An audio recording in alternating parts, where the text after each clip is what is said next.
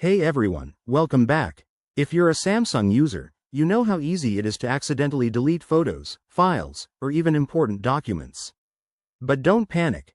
Most Samsung devices in 2025 come with a handy recycle bin feature that lets you recover those items before they're gone for good.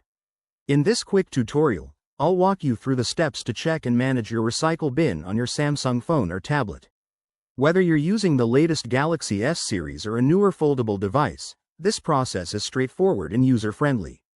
First things first, let's start with photos and videos.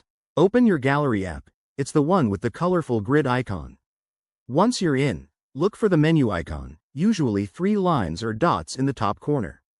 Tap on it and scroll down until you see Trash or Recycle Bin. That's where all your recently deleted media lives. You can browse through the items, select what you want to restore, or permanently delete them to free up space. Now, if you're dealing with files like documents or downloads, head over to the My Files app. This is Samsung's built-in file manager, and it's super intuitive. Open the app, and in the main menu, look for a section labeled Bin or Recycle Bin. Tap on it, and you'll see a list of deleted files.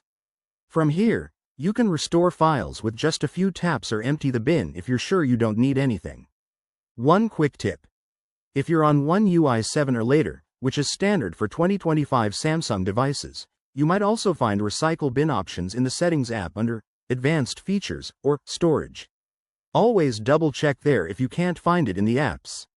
Remember, the recycle bin typically holds items for 30 days before they're automatically deleted, so act fast.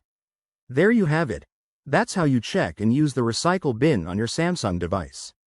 It's a lifesaver for avoiding permanent losses. If this helped, give this video a thumbs up, subscribe for more tech tips, and drop a comment if you have any questions.